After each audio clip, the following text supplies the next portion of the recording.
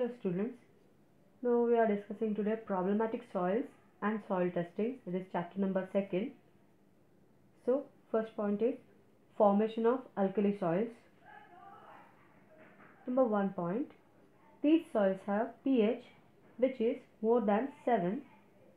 So calcareous soils gives alkaline reactions mainly due to the presence of calcium carbonate and magnesium carbonate, while alkaline soils are one whose alkalinity varies with the preponderance of sodium salts in soil solution or the presence of sodium clay or both. These soils are formed in the low rainfall and high evaporation region. Due to low rainfall, they have downward and upward movement of rain, which helps in the accumulation of salts in the surface layer of soils of arid and semi-arid regions. Second point, these soils are also available in semi-humid and temperate regions, especially where drainage is defective or where the underground water table is high or close to the surface under humid conditions. The soluble salts formed by the weathering of rocks and minerals are carried down and removed with the drainage water into the stream and finally to ocean. In case of defective drainage, they accumulate at lower layers and makes the soil alkaline. These alkaline soils are also found on sea coast region or sea coast areas where tidal waters flood the land periodically and deposit their salts. Third point is that artificial alkaline soil is produced where canal water is used for irrigation. Due to movement of salts between the layers, seepage irrigation water gets waterlogged in low-lying tract or valley and produces alkaline soils. Next point is, in some cases, alkaline soils results from irrigation water itself having an excess of soluble salts in the case of soil water, wells, or due to the canal water passing through saline regions. Then alkaline soil. Here we can see alkaline soil or the pH of alkaline soil, that is, it is pH range from 7 to 14. It is alkaline brown color coarse soil. The next procedure is reclamation procedure or reclamation of alkali soils. This method depends on the types of alkalinity. Reclamation of saline soil is done by removing excess of salts, means removal of excess of salts, either by scraping method, the salts from the surface, or by washing them into the lower layers beyond the root zone, or by growing salt tolerant plants, or by a combination of two or more of these methods, that is reclamation. Point number 2, alkali soil cannot be reclaimed by mere flooding the land. These soils contain free calcium carbonate. The addition of substances which produce acidity claims the soil like FYM, green manure, sulfur, molasses, iron and aluminum sulfate, and even sulfuric acid. Next point, the acidity developed during the course of their decomposition in the soil neutralizes alkalinity and at the same time brings calcium carbonate into solution, which then reacts with sodium clay and converts it into calcium clay. Fourth point is that the CO2 liberated by the decaying organic matter or material and by the plant roots increases the solubility of CaCO3, due to which the concentration of Ca2 plus ions in the soil solution is increased. The next point is we can use acidifying fertilizers, or that is use of acidifying fertilizers, superphosphate and ammonium sulfate, which increases acidity in soil and which maintains fertility of soil. The next point is classification of alkali soil. Alkali soils are classified in three different categories, or mainly divided into three groups. First one is saline soil, second one is saline alkali soil, and third one is non-saline alkali soil. So first one is saline soil. So what are saline soil? The soil which contains excess of sodium salts, but the clay complex contains excess of exchangeable calcium, are known as saline soils or Solonchak.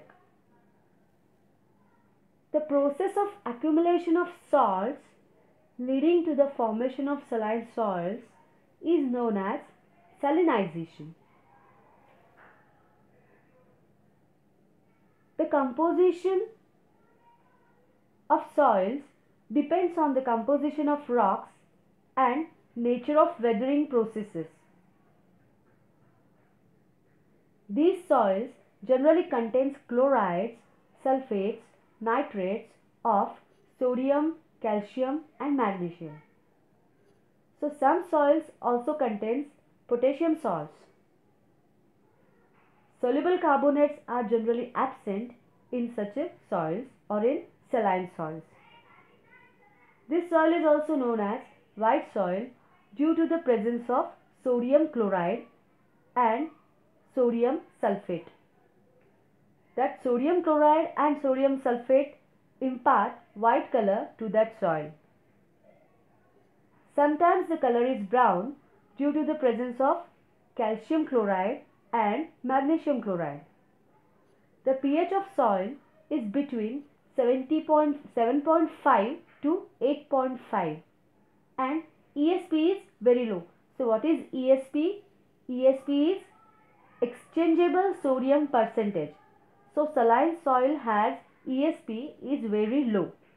So ESP is exchangeable sodium percentage, and ESP is equal to 100 into exchangeable sodium divided by CEC. The clay particles of this soil are well granulated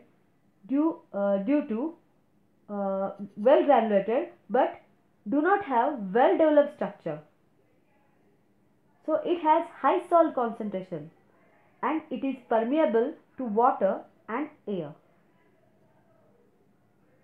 Because of high salt content, this is harmful to the crops. The next one is saline alkali soils. On accumulation of soluble salts in a soil over a prolonged period, sodium is the predominant cation in soil solution, while plants absorb calcium, magnesium, potassium, etc. Sodium doesn't serve as an essential nutrient except for a few crop plants or some few plants. Due to evaporation of moisture of soil or absorption from plants, calcium carbonate and magnesium carbonate or calcium sulfate gets precipitated, thus increasing the sodium concentration. When the concentration is above 50% of the total cations,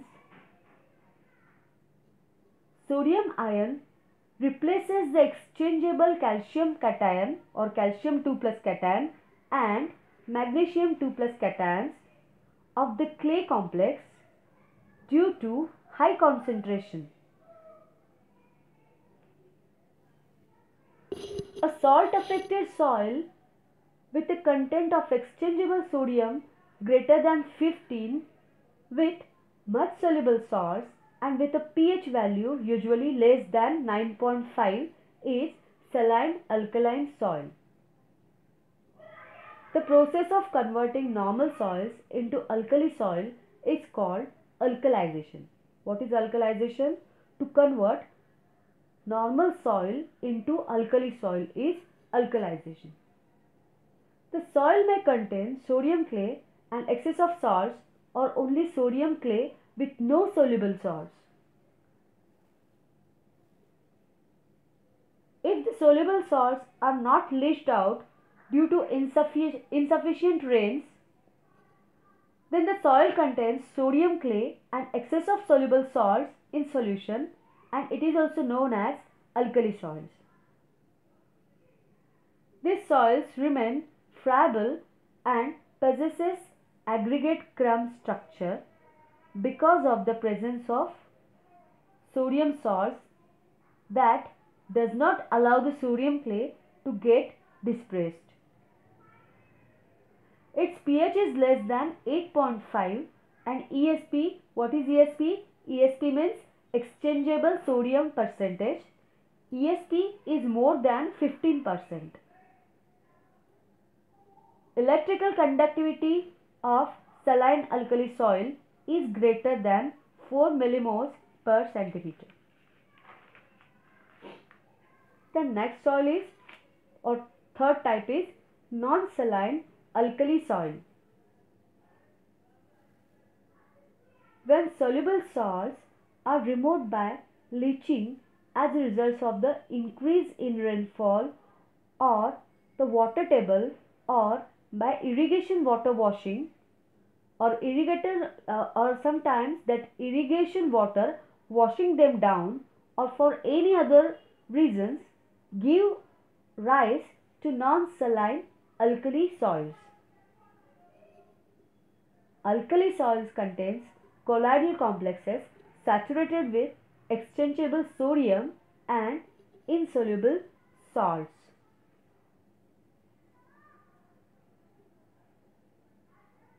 The soil changes depend on the presence or absence of the free calcium carbonate which is present in that soil. That free sodium carbonate reconverts the exchange complex into sodium clay due to low concentration of soluble calcium carbonate. Due to presence of sodium carbonate, soil organic material or matter makes black solution which on drying forms black patches on the ground surface with black deposit on soil particles. So this black or dark colored soil is known as black alkali soil. The clay gets deposited in the lower layer, making them impervious, having prismatic or columnar structure. These soils are called solanates.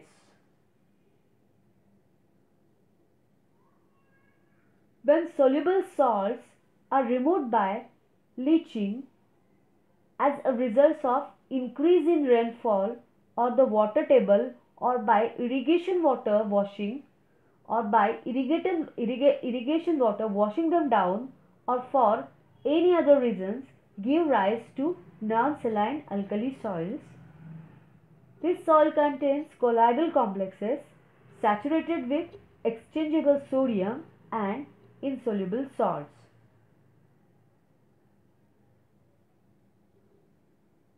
The process of development of these soils from saline soil is known as solonization.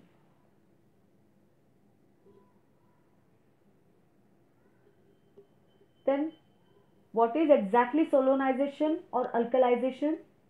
The process by which soils with high exchangeable sodium and pH which is greater than 8.5 pH which is greater than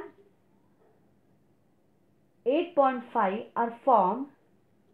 Often sodium carbonate and sodium bicarbonate are formed in extreme cases. Next is solidization. Exactly what is solonization or solidization? There is difference between solonization and solidization. The process of development of soils from saline soil, that black soil, development of black soil from saline soil is known as solonization. And what is solidization? The process of gradually leaching sodium from upper soil horizon in order to remove alkalis are called solidization process. So next point is tolerance by plant.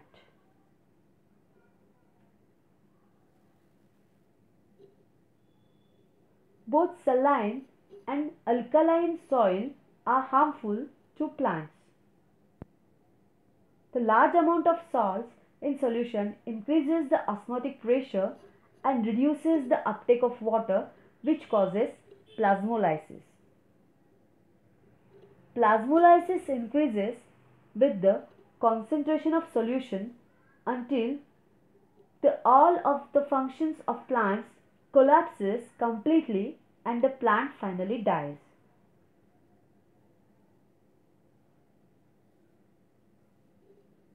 In addition to the total salt concentration, the harmful effect of the salts depends also on the nature of salt present and the plant species and the nature of soil, especially is its texture and the distribution of salts in that soil profile. Sodium carbonate is the most harmful salt as compared to sodium chloride and sodium sulfate. In the case of alkali soil, the exchangeable sodium in the colloidal complexes reduces the availability of calcium and thus prevents its intake by the plants. Plants growing under such conditions wilt and die for want of sufficient water. The next point is salt tolerance, or this is tolerance by plant, which is varies also with the age of plants. That salt tolerance varies with the age of plants. Plants that have deep root system are able to tolerate salinity better than other plants. Plants growing in sandy soil are able to tolerate a great concentration of soluble salts than those in clay or other fine textured soils. Climate also influences salt tolerance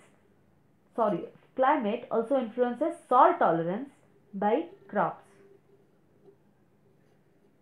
Plants growing in arid and semi-arid regions are able to tolerate greater salt concentration than those which is present in semi-humid and tropical regions.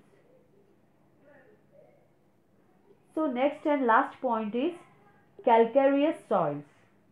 So what are calcareous soils?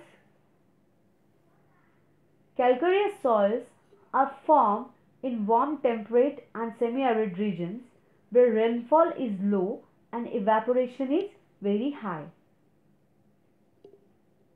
Soil profile of those soils or calcareous soils contain calcium carbonate and magnesium carbonate in varying proportions, and precipitation is not sufficient to leach out all the basic products of weathering. Hence this soil has high concentration of soluble salts of calcium and magnesium. Here we can see a patch of calcareous soil or calcareous soil samples. Due to evaporation of water or absorption of water by plants, calcium is precipitated as calcium sulfate or calcium carbonate and magnesium as magnesium carbonate due to gradual precipitation. So these calcium and magnesium salts gets accumulated in soil, and if the soil body or solum is highly permeable, these salts accumulate in parent material from which soil has formed. The sodium and potassium salts are either deposited in the lower depths or removed from the solum or soil completely. These calcareous soils are highly buffered soils, so carbonate present in them get dehydrolyzed due to presence of water. The pH of such calcareous soils depends on the concentration of carbonate in soil, air, and its value lies, or the pH value lies between 7.5 to 8.5. The high pH and presence of calcium and magnesium carbonates in this soil reduces the availability of some of the plant nutrients. Diseases like Lyme-induced chlorosis are caused in crops due to this type of soils or in calcareous soil. These calcareous soils are very productive, and these are suitable for wide variety of crops. So here we have finished our this last point, that is calcareous soil. So thank you so much for watching this lecture. Thank you.